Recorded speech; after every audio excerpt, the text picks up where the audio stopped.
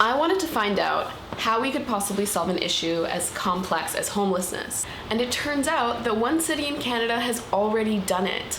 Medicine Hat, Alberta has basically ended homelessness. You might be wondering how they did it. I was wondering how they did it. And it turns out that they put people into homes. That is their solution. So it sounds a little bit absurd and almost too good to be true, but it seems to be working for them. The Medicine Hat Community Housing Society has housed at least 1,212 people since the program began in 2009. So I wanted to find out if this is something that we can seriously take from Medicine Hat into the rest of the world to legitimately solve something as complicated and as layered as homelessness. Have we actually found the solution to homelessness here?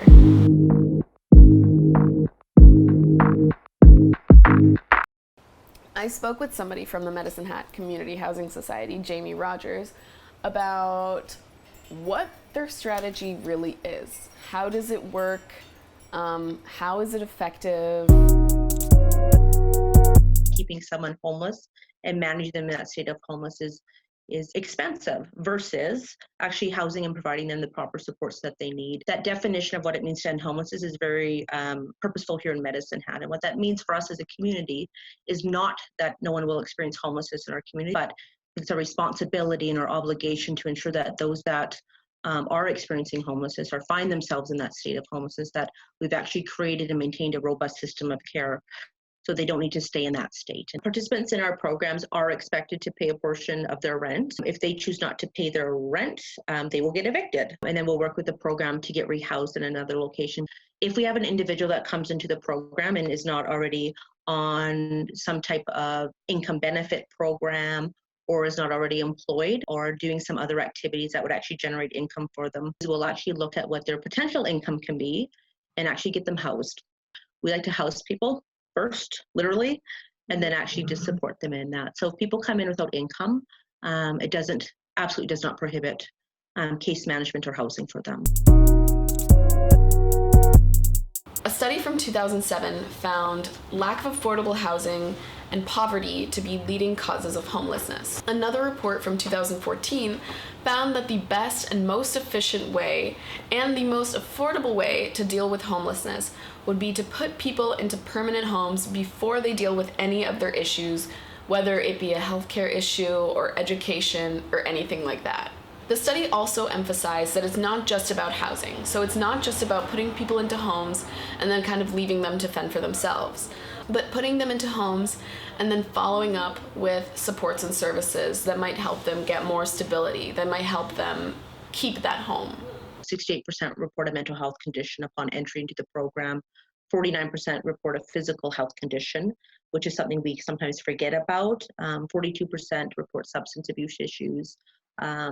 37% come from a state of family violence, and 20% actually report being in foster care at some point in their life. So we're seeing a lot of trauma. That trauma existed and was perpetuated in that state of homelessness. So when they are housed, that trauma doesn't go away. It's actually an opportunity for individuals to look at that trauma or their life circumstance and find ways to promote wellness in their own life and whatever that looks like for them. People typically know that are in a state of crisis. They know what they need. They don't know what is available.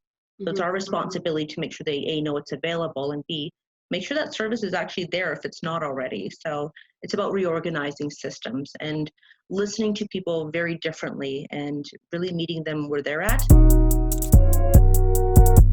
I also spoke with Madona Broderick, who lives in Toronto. She lives in her own apartment, but for 23 years, Madona didn't have a place to call home. Really, the place that she called home was a park bench behind a bar. Anyways, Madona was experiencing homelessness for 23 years, but after that time, she decided to get sober, and she went to detox, she went to treatment, and from there, she went into a transitional home, which eventually led to her getting her own place.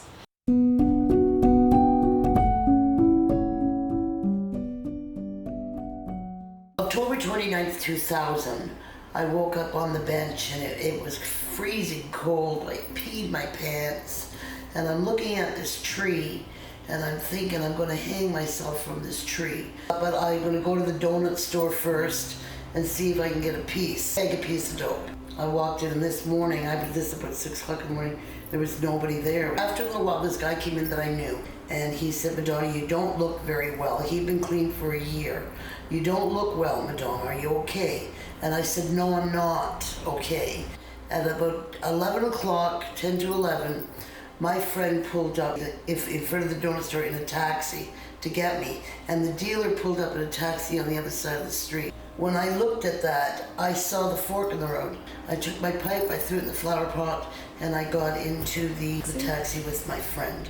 I went to detox, then I went to treatment, and then I went into housing, and I went to school, and blah, blah, blah, and I went into Narcotics Anonymous, and I'm clean 19 years next month, okay?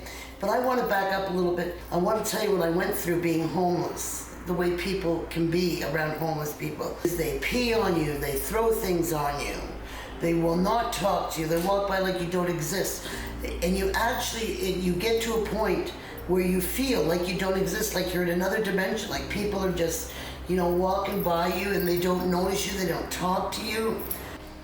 This is my forever home now. I won't move from here. I think telling my story over and over and over and over and over again, and picking up my key tags and my grandchildren is change enough for me. So far, we know that Medicine Hat, Alberta has solved homelessness in their community, but I wanted to know where else, if anywhere in the world, have they also solved homelessness. It turns out that Finland has solved homelessness using the housing first approach as well. So, like Medicine Hat, there are no preconditions to who's allowed to get into housing.